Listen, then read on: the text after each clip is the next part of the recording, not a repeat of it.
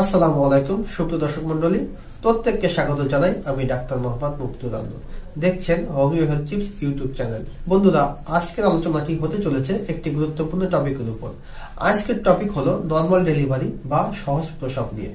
তো যারা এই বিষয়ে জানতে চান তারা ভিডিওটি স্কিপ না করে সম্পূর্ণটি দেখবেন। আর যারা আমার চ্যানেলে নতুন, এখনো সাবস্ক্রাইব করেননি, তারা নিচে লাল সাবস্ক্রাইব বাটনটি প্রেস করবেন এবং তার পাশে বেল আইকনটি চেপে রাখুন, যেন নেক্সট টাইম আমার লেটেস্ট ভিডিওর আপডেট আপনারা সবার আগে পেয়ে যেতে পারেন।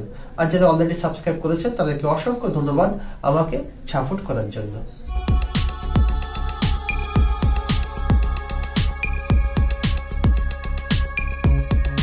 অনেক গর্ভবতী মায়েরা আছেন যিনারা নর্মাল ডেলিভারির জন্য হোমিওপ্যাথিক ওষুধ সেবন করে থাকেন।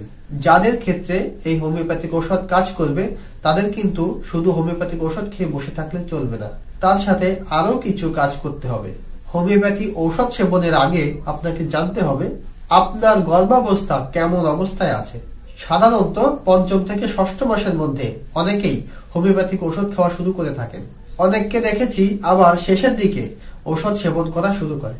দেখা যায় অনেকের গল্পের শুরু থেকেই কিছু না কিছু সমস্যা লেগে থাকে, যেমন প্লাজেন্টা প্রিভিয়াস সমস্যা, তারপর মিসক্যারেজের কোনো হিস্ট্রি থাকা, গর্ভাবস্থার শুরুর দিকে ব্লিডিং যদি হয় আর ঔষধের মাধ্যমে বাঁচানো যদি হয়ে থাকে, গর্ভাবস্থায় বাচ্চা উল্টো পজিশনে যদি থাকে, অর্থাৎ বাচ্চার মাথা উপরে আর পা নিচের দিকে যদি থাকে, বাচ্চার মাথা অনেক বড় কিংবা মায়ের পেলভিক এরিয়া অনেক চাপা হয়, বোঝা যায় মায়ের জরায়ুর মুখ দিয়ে বাচ্চা বেরিয়ে আসতে পারবে না। অনেক ক্ষেত্রে শুরুর দিকে মায়ের ব্লাড প্রেশার অনেক বেশি থাকে অথবা অনেক কম থাকে। যদি দেখা যায় মায়ের ডায়াবেটিসের কোনো সমস্যা আছে, মায়ের শরীরে রক্ত শূন্যতা আছে, এই সমস্ত লক্ষণগুলো যদি কোনো মায়ের দেহে থেকে থাকে, তাহলে তা শুরুর দিক থেকেই হোক আর যে কোনো সময় থেকেই হোক, যতই হোমিও ওষুধ খান না কেন, তাদের ক্ষেত্রে নর্মাল ডেলিভারি কিন্তু পসিবল না। কারণ প্রথম থেকেই নর্মাল ডেলিভারির জন্য আপনার শরীর আপনাকে সাপোর্ট দিচ্ছে না।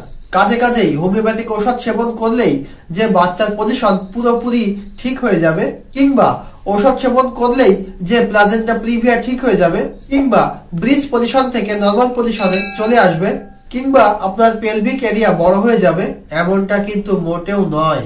সেক্ষেত্রে আপনি নর্মাল ডেলিভারি জোরপূর্বক ভাবে করতে গেলে বাচ্চার কোনো ক্ষতি হয়ে যেতে পারে। এক্ষেত্রে সিজারিয়ান অপারেশনের প্রয়োজন হতে পারে।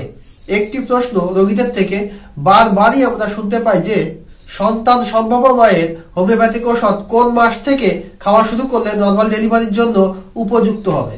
আসলে এখানে কিন্তু একটি প্রশ্ন করা যেতেই পারে, সেটা হলো সন্তান প্রসব করা কিংবা গর্ভধারণ করা এটা কি কোনো রোগ যে নর্মাল ডেলিভারি করানোর জন্য ওষুধ খেতে হবে?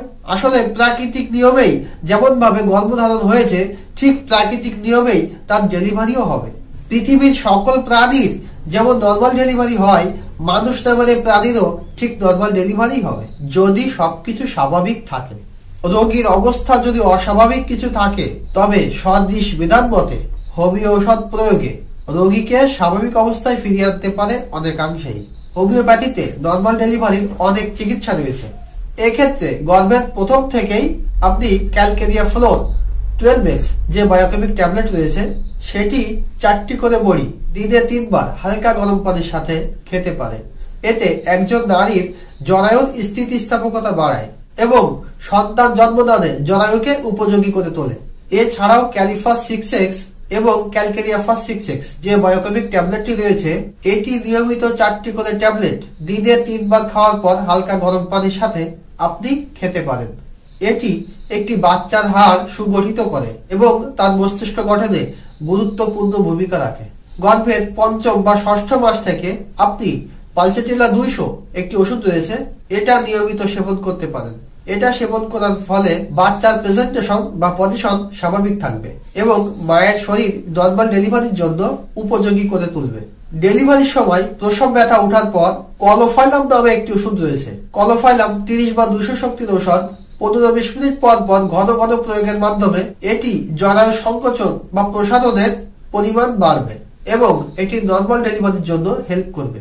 তো বন্ধুরা, এক্ষেত্রে আবারও মনে করিয়ে দেওয়া ভালো, গর্ভাবস্থায় মায়েদের যে অসুস্থতা বা জটিলতার কথা বলেছি, যেমন হতে পারে পায়ে পানি আসা বা প্রোটিন ইউরিয়া থাকা, প্লাজেন্টা প্রিভিয়া সমস্যা থাকা। তো এই সমস্যা যদি কারো থেকে থাকে, প্লাজেন্টা প্রিভিয়া সমস্যা, এক্ষেত্রে অবশ্যই সিজারিয়ান অপারেশনের প্রয়োজন হয়। কারণ বাচ্চা প্রসবের শুরুতেই প্লাজেন্টা বা যেটি আছে সেটি জরায়ুর মুখ থেকে ছিঁড়ে যাওয়ার সম্ভাবনা রয়েছে এবং অতিরিক্ত রক্তপাতের ঝুঁকি থাকে। এজন্য প্লাজেন্টা প্রিভিয়ার ক্ষেত্রে অবশ্যই সিজারিয়ান অপারেশন করাতে হবে। তাছাড়া গর্ভাবস্থায় বাচ্চা যদি উল্টো পজিশনে থাকে আর বাচ্চার মাথা যদি পেলভিক এরিয়ার তুলনায় অনেক বড় হয় আর সন্তানের মাথার তুলনায় মায়ের পেলভিক এরিয়া যদি অনেক ছোট হয় ও চাপা হয়, এছাড়াও যদি গর্ভিণীর ডায়াবেটিসের সমস্যা থাকে, রক্তশূন্যতার সমস্যা থাকে, ব্লাড প্রেশার অনেক বেশি কিংবা অনেক কম যদি থাকে, সেক্ষেত্রে সিজারিয়ান অপারেশনের অবশ্যই প্রয়োজনীয়তা রয়েছে। তো এগুলো সমস্যা আপনার আছে কিনা সেগুলো জানার জন্য গর্ভের শেষের দিকে অন্তত একবার আল্ট্রাসোনোগ্রাম করে আপনাকে নিশ্চিত হতে হবে। যদি কোনো সমস্যা থেকে থাকে তো অবশ্যই একজন গাইনি বিশেষজ্ঞের শরণাপন্ন হতে হবে এবং গাইনি বিশেষজ্ঞের পরামর্শ মোতাবেক আপনি অবশ্যই সিজারিয়ান অপারেশন করে দেবেন। এছাড়া গর্ভাবস্থার গর্ভবতী মায়েদের যে কোনো সমস্যার জন্য হোমিওপ্যাথিক ঔষধ খুবই ভালো এবং নিরাপদ। সেক্ষেত্রে লক্ষণ সাদৃশ্যে আপনি ঔষধ সেবন করতে পারেন। আপনি চাইলে একজন রেজিস্টার্ড হোমিওপ্যাথিক চিকিৎসকের শরণাপন্ন হতে পারেন, তিনি আপনাকে এই বিষয়ে হেল্প করবেন। তো কেমন লাগলো বন্ধুরা আজকের ভিডিওটি? যদি ভালো লেগে থাকে ভিডিওটি আর যদি এটাকে উপকারী বলে আপনি মনে করেন তাহলে অবশ্যই আপনি একটা লাইক দিবেন। আর কিছু জানার থাকলে আপনি অবশ্যই সেটা কমেন্টের মাধ্যমে আপনি লিখবেন। আর বন্ধুদের সাথে ভিডিওটি শেয়ার করতে একদমই ভুলবেন না, কেননা ভিডিওটি কারো না কারো কাজে লেগে যেতে পারে। তো বন্ধুরা ভালো থাকবেন, সুস্থ থাকবেন আর হোমিও হেলথ টিপসের সাথেই থাকবেন। ধন্যবাদ সবাইকে, আল্লাহ হাফেজ।